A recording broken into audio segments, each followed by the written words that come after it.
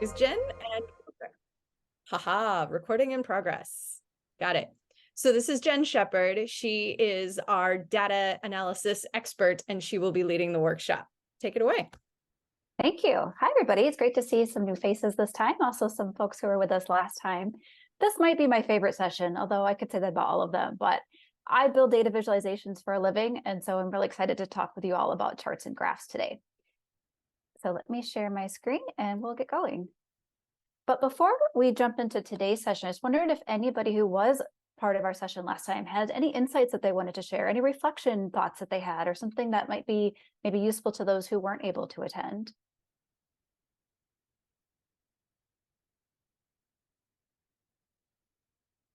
For me, it was really nice to demystify data in a lot of ways and to know that data can be built and you can question it, you can kind of stress test it. And that kind of gave me a little bit more freedom to want to dive a little bit deeper into data. Great, thank you for that. Anyone else have something they want to share? You all will get lots of opportunities to talk today, don't worry. Seeing none. Okay. So this is session 2 of 4. Last time we talked about some of the basics and the intro, some of that terminology, talked through what some of those data literacy skills are, including that analysis skill that Jody was just referencing of keep asking questions. Just because you see a result that might lead to a whole bunch more questions. And that's all part of the process and all part of understanding and working with and hopefully using data. So this time we'll be talking about different chart types and how to interpret them. Next time, we'll talk about the Arts Education Data Project in particular and the different charts that we use there, what we can and cannot say with the data as we have it. And then session 4, also one of my favorites, is going to be a bit more about critical thinking and how do we recognize when a chart's being used inappropriately or when we are bringing biases to the table that will help color how we interpret things. But let's talk about charts and graphs. So specifically what I want to cover with you all today is what are some of those benefits of data visualization? Why do we encourage people to show data through a chart or a graph? We'll talk through some of the most common chart types that you likely have encountered or may encounter. We'll talk a little bit about what is their purpose. So charts can do more than one thing at a time, but generally speaking, they have a particular purpose that they should be used for and better used in some situations than others. We'll talk a little bit about that. And then I want to have you all participate, and I'm going to give you some examples of real charts and have you talk through what is it that we're learning from these charts and find some insights from them. So very briefly about the benefits, I think these are some of the 4 greatest benefits of data visualization. So we'll talk a little bit, I have an example for you of the faster insights. There's been research done on this. Generally speaking, people process pictures faster than words. And so we can find a pattern and find meaning. Our brains are really good at finding patterns, even when they aren't meant to see one. We see patterns and shapes and colors and relative positioning. There's a whole series of that pre-attentive attributes that we don't have time to go into. But anyway, we're really fast at recognizing patterns when you see it in graphic format. I think data viz is generally more memorable. I have seen so many charts in my life, and there are still some that stand out to me where I can picture the way it was designed, and it just has stuck with me and resonated with me more than a number or a key statistic or even a sentence. I think it's part of that pictures really help evoke emotions, and I think a graph is just another way of looking at a picture. It's a picture of data. I think charts are more engaging. It's something about the colors and the shapes. They really draw you in, I think, and make you want to engage with the data more than just a table of numbers. Most people don't love to look at a table of numbers, but they might spend a little more time with a graph. And then the 4th one, I think this is so important for the Arts Education Data Project, and it's a lot of why we do what we do, is that we want it to be self-service. Not everybody can take a table of numbers and get to some insights from it, or even if you can, it can take a long time to do that. I'll show you that example in just a moment. But if you have an interactive dashboard, you can select your district or your school or the group that you are most interested in, and you can interact with the data and answer your own questions by working with that data. And I think that's such a great, powerful aspect of data visualization that's much harder to do with just raw numbers. So the data insights, the faster insights in particular, if I gave you a table like this and I said, what is the highest positive value? I am certain you could all get to the correct answer here. And probably you would do what most people do is you start scanning systematically the numbers. Maybe you're doing it vertically, maybe you've already started horizontally, whichever works for you. And every time you come to a new positive number, you have to mentally decide, is this higher than what I've already seen? and then keep track of that as you go through the entire table. And you'll get there eventually. And maybe you've already found it. It says 38% over here. So we can do this. And we can scan tables. And even if you don't know too much about numbers and data, you can probably find the highest positive value pretty quickly. But what if I gave you a more complicated question? What if I said, are there more positive values in this table or more negative ones? Again, something I'm confident you could all do given enough time, and maybe a little cheat sheet with a pencil so you could keep track of how many positives and how many negatives, but it would take you a while. But what if I gave you this data in a diverging bar chart like this one? It suddenly becomes so much faster, so much easier to answer both of those questions. Which is the highest positive value? It's the bar right here at the top, the 38%. Were there more negatives than positives? Even without counting the bars, you can pretty clearly see there are more red bars than there are gray ones. And what I also love about data viz is it lets you see things, patterns in the data that you probably didn't even notice from the table. You might not have realized that there were 2 values of 0 in that table. It's just much harder to see that in tabular form and remember it when you're looking at so many numbers, but it really stands out in chart form. Or you might not have realized that the highest negative value is more than twice as large as the highest positive value. And that might be a really meaningful finding for these data. So this is just a simple and yet I think pretty powerful example of how much faster and easier it is for us to process something in chart form than it is to look at it as a table. And so that's why I encourage people, if you're presenting data and numbers, that if you have the opportunity and the ability to bring a chart into it, I think it will help your audience get your point a lot faster. I think a summary statement of here's the key finding is also incredibly helpful and powerful. But if you pair that with a chart, I think it will help your users engage with it more. It'll be more memorable and they'll probably get to that answer faster. So I went through all 4 of these, just wanted to show those again, just in case you were taking notes. I think, like I said, the biggest one for our project, yes, we want people to get insights quickly and we want them to remember them, but I also just love that self-service aspect. I think the ability for people to build up their confidence in their data literacy by working with the data in our project is really helped by being able to personally interact with the data and figure out what is the story that they want to understand better, and then use the filters and use the drill downs and work with the data to get to those insights themselves. Just an example of the memorable piece. Some of you have probably seen this, maybe all of you have seen this. This is absolutely a case of a visualization, getting people's attention, being engaging, being memorable in a way that other numbers and statistics might not have done. So this is from 2019. These are the climate stripes. So this is the average deviation in temperature over all these decades relative to the 1850 number. And this has just taken over. It's on various merchandise. You can get a t-shirt or a dress or a pair of socks with this on it. People are wearing scarves with this on it. It's really captured the attention of a lot of people in a way that a lot of maybe dry reports hadn't done. And so I just think it's a really colorful example of a recent data visualization that illustrates this idea that it can be much more engaging and memorable. People will respond to this much easier than they will other chart types. Okay, before I show you some chart types, I'd just like to hear from you. When you hear the word chart and type, what are some things that come to mind immediately? What are some of the charts you're already quite familiar with, or what are something you've heard about but maybe don't know that much about? So if you prefer, you can use the chat. Otherwise, I'd love for you just to unmute and just call out some of those charts, the names of the charts. Hi, charts. I love Pie chart. Pie chart. Yeah. Lunchtime. I could go for some pie. Absolutely. What else you guys got? Have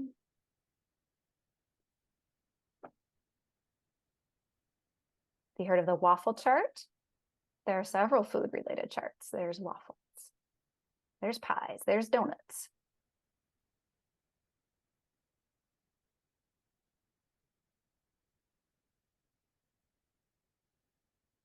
Bar chart?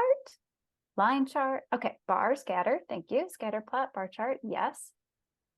Bar chart's ubiquitous and for good reason. It, I think, is something that we all are very accustomed to.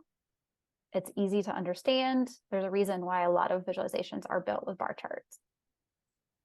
There are so many charts in the world. We would need months to give all of them justice. Scales, bars, strings. Yeah, there's area charts. There's really complex things like Sankey diagrams. There's chord diagrams. There's Voronoi charts. There's radial charts. on and on and on. I will share the slide deck with you all afterward. And if you're interested, this is one place where they catalog, I think it's 100 different chart types, which isn't all of them, but still it's really cool to see them all in one place. There's just so many creative ways people have come up with over the years of illustrating data and helping people understand data. So we don't have time to go into all 100 or however many there are, but I do want to talk about some of the ones you're most likely to encounter. So we have these here, the bar chart, histogram, and so on. And we use most of these in the ArtsEd data project. So you'll also see some of these when you all have access to the Washington dashboards, or if you look at another state's ArtsEd data project, we do make use, especially the bar and line chart, because those are some of the most commonly understood and useful chart types out there. But I want to go through each of these and talk a little bit about its purpose and appropriate uses of that chart type. So first we'll do bar chart. It's really about showing the size differential or comparing one group to another. So the groups can be these descriptive groups. So last time we talked about quantitative and qualitative data. So these would be qualitative groups. These are just descriptive. We're looking at, looks like regions of the country. And the amount of some measure doesn't really matter for this purpose what that is. It can either be oriented horizontally or vertically. And it could either be these qualitative groups or it could be quantitative. So it could be something like, how many pairs of shoes do you own? And it could be, a bunch of people have 10 pairs. You've got some people way out there with 50 pairs. So you could have any different types of measure on here. And what's important with the bar chart then is because what we're doing is visually comparing the length of one bar to another, it's critically important then that the bars start at 0. Otherwise, you're getting a distorted representation of that data. We'll talk a bit more about that in session 4 with the misleading chart types. But here it's all about the length of the bars to each other. And so it helps if you're building one of these charts to not make it too distracting for people. If the main point is just to compare the length of the bar, then there's usually no point in coloring each bar a different color. That just makes them work harder to see that main point. Or don't put every single grid line on here. Maybe just staggered intervals where they get the idea of how long it is, or maybe label the bar directly. So there's lots that we can do as chart builders to keep it a simple, clean view to help our user see the main point, the length of the bar. There are also different flavors of bar chart. So we've got these grouped by charts or side-by-side bar charts where we're comparing two values within a group. So here, this is actually from the ArtsEd data project. We're looking at the proportion of students who participate in the arts in each of these groups in the blue. And then the gray is, what does that general population look like? Not super important for this example. Just wanted to call out that this is from the ArtsEd data project. And so we're comparing these two to each other is the main comparison, but you can also compare any bar to another one. So you kind of get two different ways of looking at the data here. We've got bar in bar charts where they actually share the same space. And then it makes it easier to see when one bar is longer or shorter than the other because they are visually on top of each other. Can make it a little harder to see the labels. So there's pros and cons to different uses of these, but I do like to see these when you're trying to really compare the two to each other. Here's an example of a stacked bar chart where we've got the different groups all stacked next to each other, and then together they make up the whole. So here we're looking at people's agreement with something. So it might be the response to a survey question. We talked about that with our qualitative data last time. And so we've got probably in the red something like the people who strongly disagreed, people who somewhat disagreed, the neutrals, the agrees, and the strongly agrees, something like that. And so then you get a sense by comparing the different questions to each other, which one had the most agreement. You can also see within a question, there's a lot going on here with a bar chart. The humble bar chart actually has a lot of information to provide. And so these are just some of the ways that you can show that information as a bar. A histogram looks a lot like a bar chart, but they are different in a couple of important ways. So the histogram is more about what is the shape of our data or what distribution does our data take. And so there's still the count and there's still the length of the bar, but the metric down here should always be numeric. So this one wouldn't make sense to do the central, the east, and the west because a histogram has these different buckets, or the technical term is the bins of a certain size. And so here we're looking at something like ages. So how many people were between the ages of 40 and 42, and 42 and 44, and 40, and so on. And so then you get a sense of most of our people in the sample were around age 50. And then we've got quite a few people in their 40s and 50s, but hardly anybody younger or older than that. And so by the way the data shapes out, you get a sense of the distribution of your data. And so it doesn't really make sense to put things in a histogram, put measures in a histogram where there isn't a lot of variability. So if you did a question like how many children do you have, it wouldn't really make sense to show that as a histogram because your options are going to be really limited. You'll have a bunch of people with 0 and 1 and 2, some people at 3 and 4, and very few people at 5 and above. And so there's really no point in making buckets or bins of those when your answer range is so short. A histogram is really more appropriate when you've got a big range, like median house price or ages or something like that.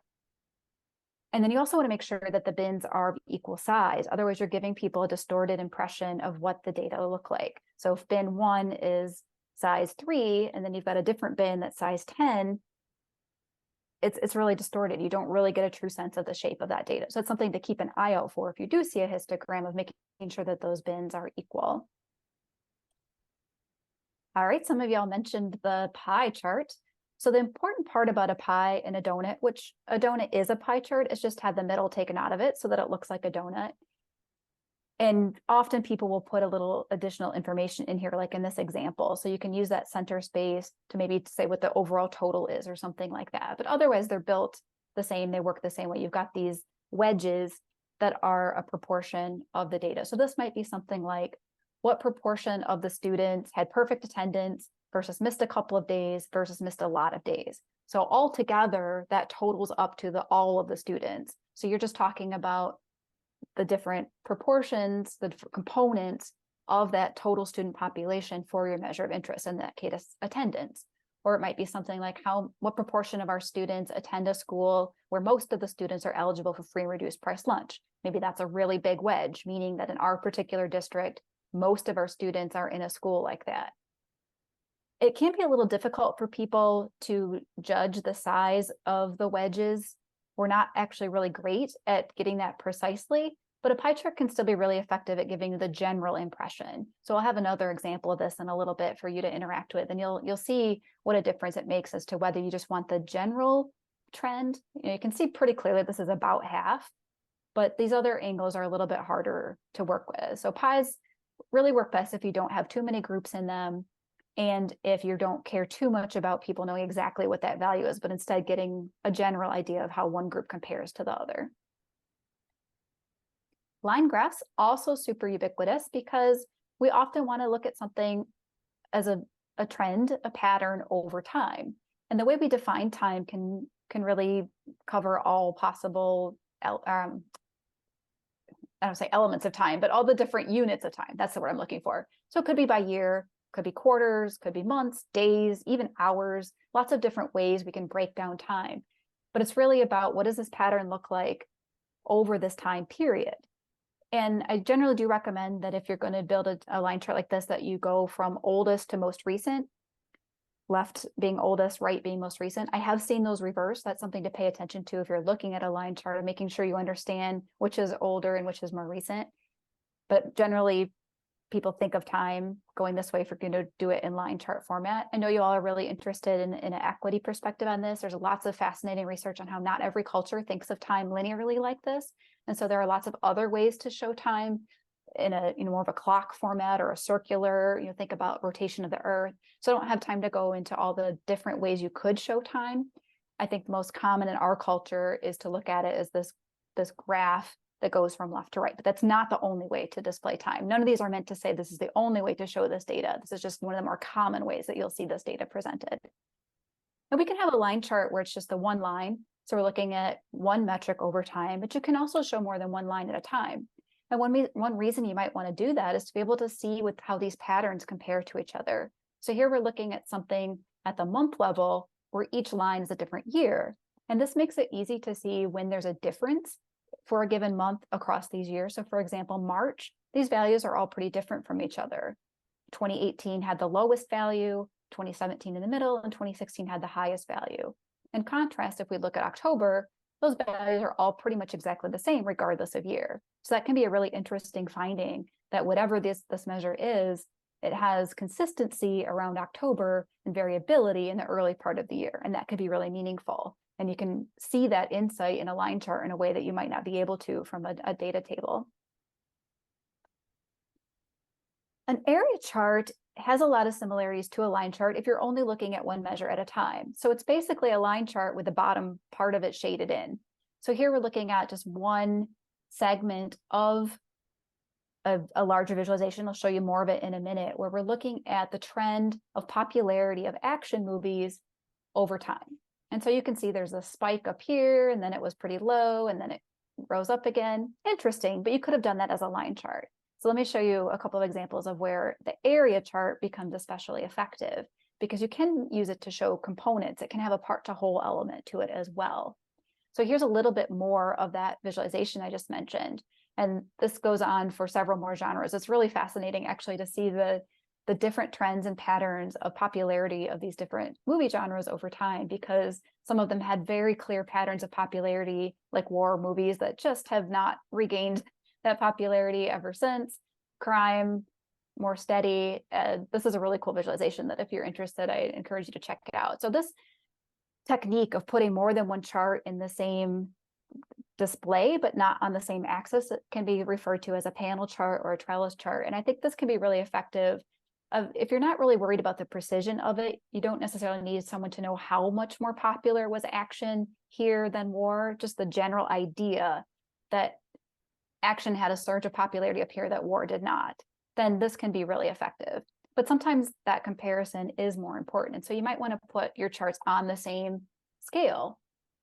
So this chart is another area chart where we're looking at natural disasters. So here's the legend here. It's not here on the real chart. I stuck it here so you could see it.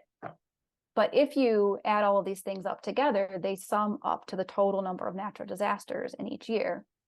And so you get a sense of the relative contribution of each disaster. So you can see this color of flood is a big part of the total. And storms are a pretty big part of the total. Whereas volcanoes, very little. Pardon me just a second, I'll take a drink here.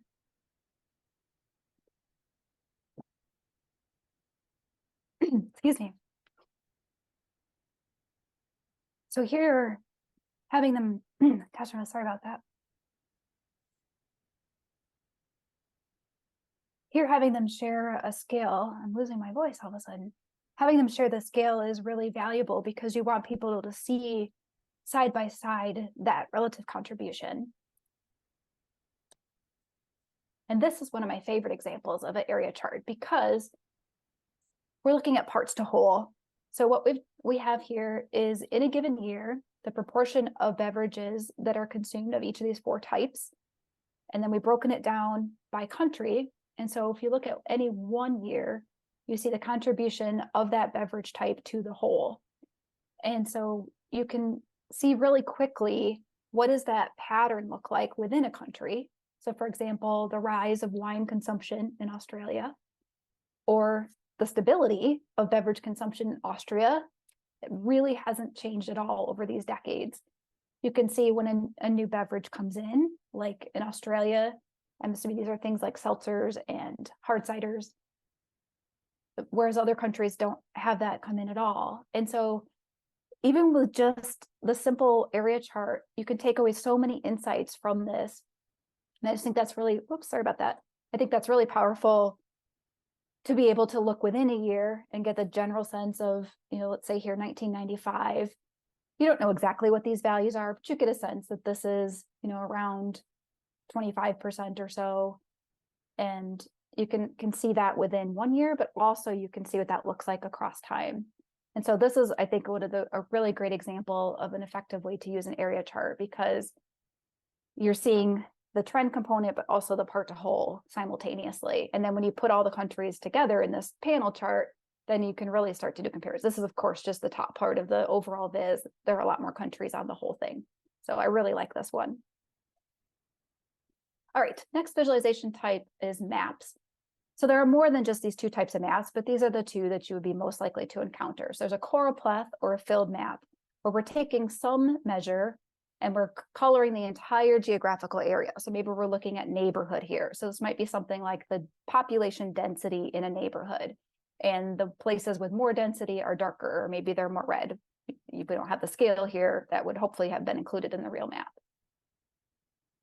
In contrast, there's also a point or dot map, which is just about putting something add its coordinates on a map, and then potentially coloring it to have some other meaning. In this case, it's hours of sunlight, or it could just be by where the positioning of the dots are, you get a sense of where something is occurring. So it might be something like, where are there cab stations in New York City? Or where are all of the McDonald's located? I mean, lots of things that you can put on a map, and then seeing that geographically is really powerful.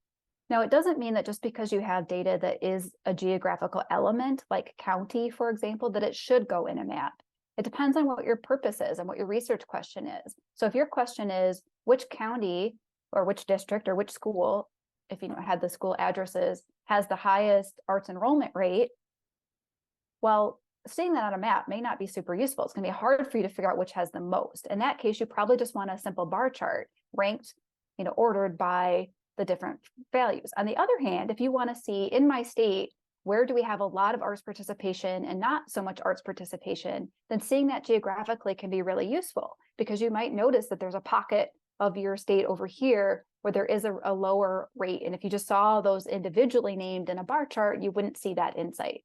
So maps can be really useful, really powerful to see where a pattern is geographically, but not always the right choice just because you have geographic data. So that's something to keep in mind as well. Gauge charts, I don't tend to see used as much. I think you are more likely to see these in the popular news, or if you're checking your credit score or something like that. But it can be a useful way of, I think, getting people to engage with the data because it's a familiar image. Many of us drive or have been in a car and have seen the speedometer, and it really resembles that. And so I think they're often used in a case like this where you have some sort of value and some sort of range that value could take, 0 to 100% in this case, or it could be some top number. And there often is a target that we're trying to reach as well. And so you can see the distance between where we are and where the target is relative to what the whole range could be. It actually fits quite a lot of information in a relatively compact space. It doesn't have to be curved like this either. Here's an example of how you could take some survey data. So we talked about this with our qualitative scales last time, and you could show all the possible response options and where that average fell out. You could have just said on average, our average score on this scale from 1 to 5 was 1.7. And that's a correct answer. But I think visually seeing where that falls on the possible range and putting these labels on there makes it easier for people to realize how low that 1.7 is relative to the 5. So I think of this as a gauge chart, even though it doesn't look as much like that speedometer view, it's still showing you that range of possibilities and showing you where the specific value is on that range. And you could have had a target as well, I suppose. Maybe you really wanted everybody to agree and we didn't quite make it. So you could put a target value on there too. All right, this one is a highlight table. I love highlight tables. I use these whenever I can because I think they're really powerful for catching your eye of where the data stand out. So this is usually about having 2 measures simultaneously. So what we're looking at in this one are the months and the days of the week this way, and then the weeks of the year this way. And then we've got all these different years as well. And so what we're looking at here is the proportion of power that was being generated through coal, which is in black, over time. And you can see that it was much darker, higher proportion back in 2015, gets lighter but picks up again as we get close to the colder months and has that same pattern. And then something different happens. Suddenly we start to see some of these no coal days start showing up. And then there's even more of them. And then more and more and more. And I think this chart type does a really good job of drawing your eye to where the data are different, either because there's a lot of activity happening there, or something new has happened, or even the lack of data. So I've seen these used for things like how many babies are born on certain days of the year in the US. And there's a noted lack of births on dates like July 4th and December 25th and some of those other major holidays, because of course nobody schedules a cesarean section for the holiday. And it just draws your eye right away. As soon as you're looking at these charts, it's generally pretty even. And then you'll see this day stick out very distinctly, these holidays that the babies are not born on that day. So I really love a good highlight table because, like I said, I think it just really catches your eye and you can engage with it. And then the scatter plot. So this one you all mentioned is a chart type you've heard of or are familiar with. This is also about looking at two measures together and seeing if there's a relationship between them. So in this case, we're looking at its latitude and the average number of hours, I should say, of sunshine that it receives over the course of the year. And where each dot is where those two measures intersect. So this city is almost at the equator and it doesn't get that much sunshine. This city is a little north of the equator and it gets a lot of sunshine. And what I love about scatter plots is you can see if you have pretty granular data, we talked about this last time, where there are these patterns. And in this case, it's not as obvious what that pattern looks like. It looks like kind of two V's to me, or two mountains, right? You've got this and this and this and this, which is pretty cool. For other measures, you might see something like home prices versus how much people make in the neighborhood. And hopefully they correlate, right? You would hope that people who make more are living in the places where homes cost more, as opposed to people who don't make as much living in places where they can't afford to have a home. So the correlation sometimes is actually, the trend line is drawn on there and you can get to that mathematically. Otherwise, you can just kind of eyeball where these data points tend to cluster. And do you see this just pattern all over the place, or do you actually see a nice, obvious trend line? Like this one seems pretty obvious to me that this is declining like that. So scatter plot is really about that relationship between the two things that you're plotting vertically and horizontally. Next, I want to talk a little bit about the different purposes of different chart types. So I have an activity. I'm trying to think of if we want to go through this or not. Maybe we'll skip the activity, this activity. I want to get to the interpreting the charts with you all. So I'll just say a little bit about each of these types. And this gets back to the point about how there's more than one way to show data effectively. But I do think that certain chart types have a primary purpose, and it's best used when it's serving that primary purpose. Otherwise, you might unintentionally mislead people or confuse them more than you need to. So we just talked about the scatter plot, which is a good way of showing the correlation between something or a relationship between something. Doesn't mean that's the only way to convey that, but I do think it's one of the most effective ways. I think when you see each data point in space relative to the two axes, then that makes it easier for people to visually see where you've got those trends going on. A deviation chart is really about, we have some fixed point, maybe it's 0, or maybe it's last year's value, and we want to see how much have things changed from that point, or how different is it from this point. So it might be, what is the temperature in 1850 and how much has it changed in every year since then, back to that climate stripes example. A distribution chart, so the histogram that we looked at earlier is a good example of this. It's really more about what shape is our data taking? Do all of our data points tend to cluster around a couple of values, or is it really the whole spectrum? So if you looked at something like how many countries have people visited, there's probably a pretty wide range there. We've probably got a lot of 0s and 1s and 2s and 3s and so on. And then you've got people who are world travelers and have been to a lot. And so you might have a pretty wide range. And so the histogram might show us what that looked like and how many of our data points fall towards one end or the other, or right in the middle. Flow, we didn't look at an example of this, but this is really about data going from one category to another. So you might think of it as people moving maybe from one county of your state to a different county, or switching school districts, or maybe switching industries, people who were in tech and are now teachers or something like that. So it's really about data changing from one category to the next, and how intense is that? Is it just a few people that moved, or did you get a mass exodus from this one county into another one, or a mass population increase from one county to another? So flow diagrams can be a little complex to see, but I think they can really help illustrate where people are changing from something to something else, or not just people, data are changing from one group to another.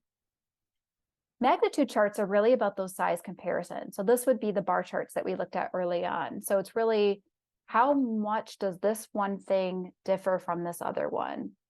How much longer is this bar than this bar? It's about the size differential between those. And that's why it's so important that those bar charts start at 0. The part to whole is really about having some group and then breaking that down into its subcomponents. So we talked earlier about the attendance rate. So we've got all of our students, and we can break those down into students who have good attendance, students who have moderate attendance, students who have poor attendance. Or we can look at it as the different grades that a student might earn in a particular class. What proportion of our students had A's versus B's, C's, and so on. All together, our pie or our donut or our tree map, there's lots of parts to whole charts, are the whole population, and what is the size of each of those components. Spatial is really when you're trying to focus on the location, the geographical location of something. So we had the choropleth map where the whole area is filled in, and then we had that point map where it's just where is it located geographically. And that's when you really want to tell the picture of the geography. So I have an example of a map here in a little bit that's got some really fascinating geographical trends to it. And then the trend type of charts are really about what does this change look like over time. So maybe it's compared to the previous year, maybe it's compared month to month, maybe it's over a much longer period, decade to decade or century to century. So the unit of time can vary. It's really about how has that pattern changed over whatever time frame we're talking about. So this was the activity. I think I'm going to skip this. Yeah, just it'll be in the handouts if you want to take a look at that later. I want to get to the fun stuff where we start looking at some charts. Oh, of course, it's got to animate through though. Pew, pew, pew. Okay. This is a viz, part of a viz that's a much bigger homage to the Star Wars franchise. I'm not a big Star Wars fan personally, but I really thought this was a really well done viz. If you're into it at all, I encourage you to check it out. There's a whole lot more here. But I wanted to use this as an example of a donut chart. So if I asked you, I gave you just this information you see on the slide, and I said, in which episode did the dark side have the most screen time? Would that be episode 1, 2, or 5? So feel free to put that in the chat or call that out.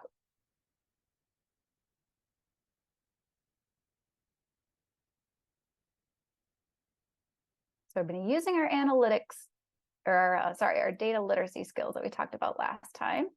I see a 3, a 2, a 2. I see somebody's into Star Wars. All right. So first of all, back to our data literacy skills from last time, you had to figure out, how do I know which is the dark side? Oh, with enthusiasm. Nice. Well, it's a little more subtle. So maybe I've been looking for a color legend. The traditional color legend has a little square, a little circle or something that gives you the color and then tells you what is each. In this case, it was just in text. So you had to find that dark side is represented with red. And then you had to look at these different charts. So 2 is the correct answer. And probably it was pretty easy for you to judge the relative size of the red portion of each of these 3 charts. But if I had said, how much screen time did the dark side have in episode 2? That would have been a much harder question, because as I was saying earlier, when we talked about these parts to whole charts, our brains aren't super great at figuring out what is this angle and what is this size. If it's close to 50 or 25 or one of the obvious, markings, that's a bad example. One of those big buckets, right? Like 25, 75, 66, those are fairly easy to do. But if anybody could have told me without seeing the number that this was 11%, you get a gold star for the day, because I think that's very difficult to do. And so a donut chart's really most effective when the point is generally, what is the value? If you need people to know exactly what that value is, you probably need to give them the number too. And so this can work as a nice pairing, where your brain can probably see that has the most red more quickly than it could look at all 3 of the red numbers, mentally reorder them, come up with this as the largest. But if you need them to know that it's 24, you should give them that information somewhere in the visualization. Okay, so great job with that. Because I think it's such a cool viz, there's some more of this on the chart too. So not just the dark side as a whole, but he breaks down the different characters. It's really cool. There's so many great data viz out there. All right, let's try a heat map. So here's a heat map, part of a heat map, I should say. You can see we don't have all the states represented. I cut it off so it would fit on the slide. And I want you to figure out, in Colorado, which age group tended to vote for Trump in the 2020 election. That's what these data are from. So again, got to use those data literacy skills to figure out where in this heat map should you even be looking.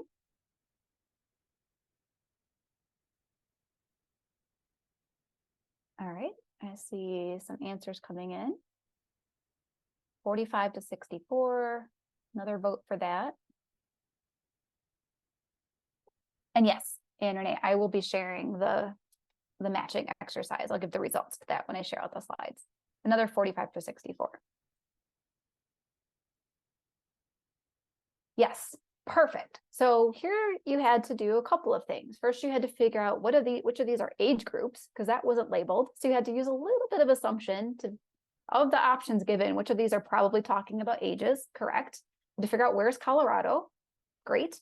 And then you had to figure out, how do I know which one is voted for Trump? It's another one where the color legend is just words. And you kind of had to figure out that red means Trump, blue means Biden. The more red it is, the more folks voted for Trump in that area. Put all that together and you get this answer. So excellent job. And what I love about these, and this I told you earlier, heat maps, one of my favorite visualizations, is how much information you can pack into a relatively small space. So I think it's really fascinating. You could take a state like Alabama, you can see it's pretty much Trump across the board. There's a little bit of lighter areas, but generally speaking, it's pretty much all Trump. Take California, same story, but this time for Biden. But then you get states where it's a bit more mixed, like Colorado has a bit more mixed, and Florida even, and Georgia. And I think it's really cool how you can see that really quickly without needing to know exactly what that number is. You still get the general idea just based on the lighter shades and the fact that there's some red and some blue, or even some right here in the middle. And then you can see, because of these different breakdowns, if there are patterns or trends based on these different characteristics of the voters. So we won't go through all of the different things you can get out of this chart, but you can maybe start to see why it's one of my favorites, because you can get so much out of it. All right, let's take a look at this line chart. So this is from a visualization that took some names of babies and showed what their patterns look like over time. It turns out that female babies are sometimes spelled Aaron, and male baby Aarons are sometimes spelled Erin. There aren't very many of those, but it does happen somewhat. And so if I gave you this trend chart, could you tell me in which year was the second highest peak for female babies where their name was spelled with an A?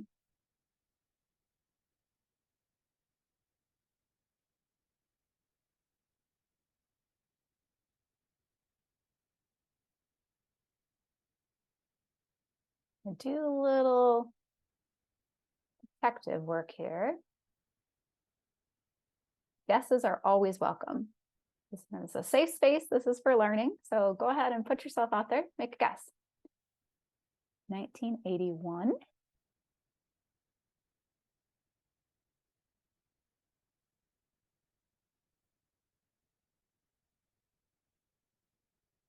$82.90.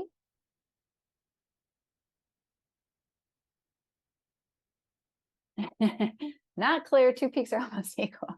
Yes, it is a little challenging. But it sounds like you're looking in the right spot. So for this one, you had to figure out which is the female. So it wasn't specifically labeled. So you kind of have to know that F stands for female and M stands for male. So we're looking for the green line here. And then you had to find which was the highest peak. Well, maybe you realize that the text that's on here is pointing out what that highest peak was. So for males named Aaron with an E, it was in 1974. For females with an A, it's in 1980. So if that's the highest peak, so here's 1980. So we can kind of, all right, so that's here. So where's the second highest peak? It's right there. So what year is that? Well, maybe you realize that these labels are 10 years apart, but there's more than one dot or one point between each of these labels. We have one for every year in between. So each of these peaks is 1 year. So if you put all of that together, you get 80, 81, 82, and the correct answer, 1983, was only one fewer. So virtually the same value. So I do see a 9083 in there. Excellent job. All right, I did say I had a fun map. So this is part of a data dashboard that has several cities across the US and looking at historical segregation and what that has led to in terms of the population makeup of various parts of the city. Some cities are way more racially segregated than other cities for a variety of fascinating reasons, including redlining and various other historical policies and practices. And so this is an example of where I live, or I'm sorry, close to where I live. There is a Milwaukee one, but this one is in Illinois, specifically the city of Chicago. And so given where the data are here and the color legend over there, do you notice something notable about the racial ethnic makeup of Hyde Park? What stands out to you on this map about the Hyde Park area? White? Mm-hmm.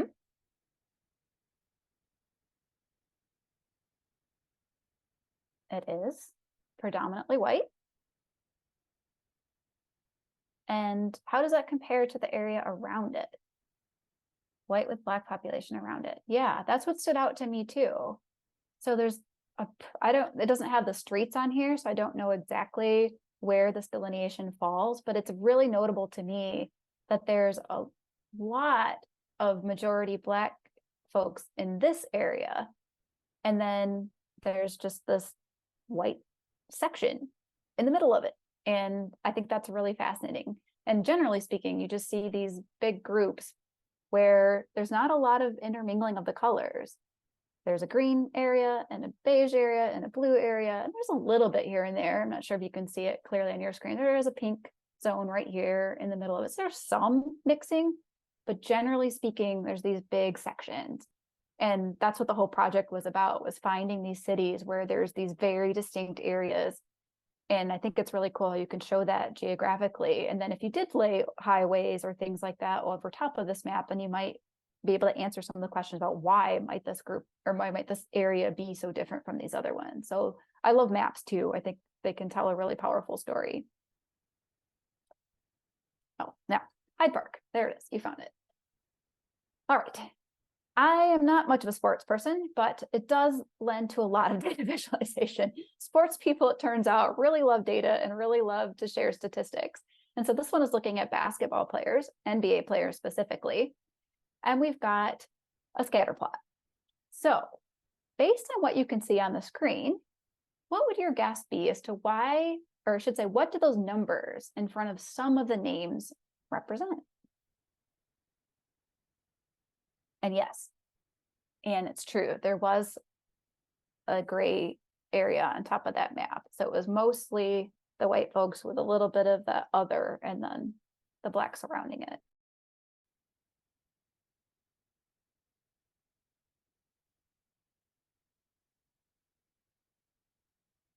No guesses? Oh, here we go. Ranking. Okay, could you be more specific? What are we ranking? Number 1, number 2, number 3 of what? Career points ranking. Highest number of career points total. You guys are amazing. That's exactly right. So even though the scatter plot shows us 2 things, we've got the number of games that they played along the horizontal or the x-axis, and we've got their number of career points on the y. And where their dot is the intersection of those 2. And then the coloring helps us see the players who achieved a lot of points with a relatively lower number of games. So it's a better, or I should say a more remarkable achievement than scoring a lot of points, but having a lot more games in which to do it. So that's why even though Kareem Abdul-Jabbar is number 1 in total number of points, it's not in the purple zone because he had a lot of games in which to achieve those points.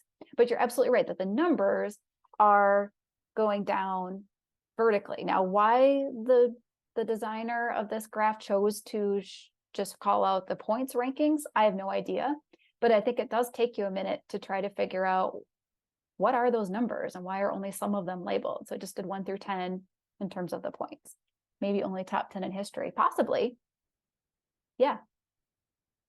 Yeah, it does. It doesn't say what point in history this is considering. I mean, I don't think these were all contemporaries. My sports knowledge is so limited. Don't quote me on that. But yeah, it might just be the top scoring players of all time. Well done. Okay, so here is a couple of visualizations put together. This is from sample data. So these are not real, but this was a example of how you could put different displays together that you could see how students were performing in a classroom. And so this would be from the perspective of you're the teacher, you're Pete Carroll, the teacher of this course.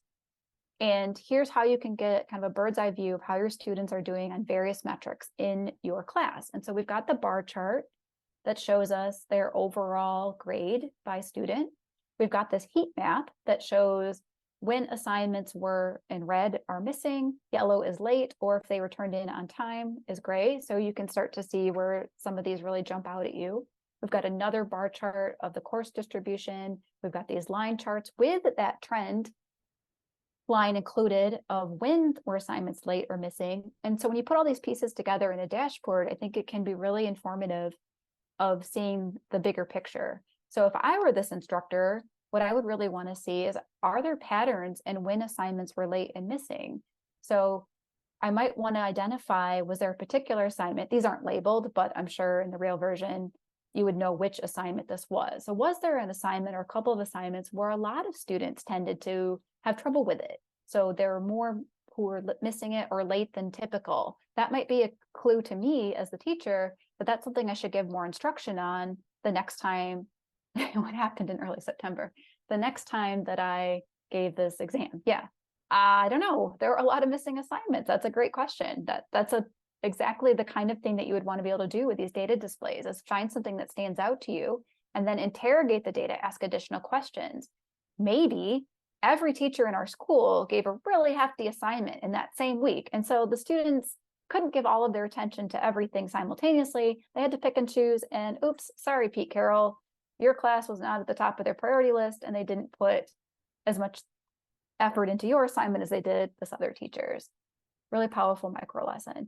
Yeah, wouldn't this be a really great tool for all teachers to have access to this kind of data? The other thing I really like to look at are trying to see if I can figure out, is there an association between the different graphs with each other? So for example, this is the student list, and this is the same student list. And so if I can see that a student is doing really well in the class, does that seem to be related to how many missing or late assignments they had? You would think so, right? But does this visualization actually bear that out? So here's a student, Stephen, who is only getting a C+, and in fact, he does have quite a few late assignments as well as a few missing ones. So that makes sense.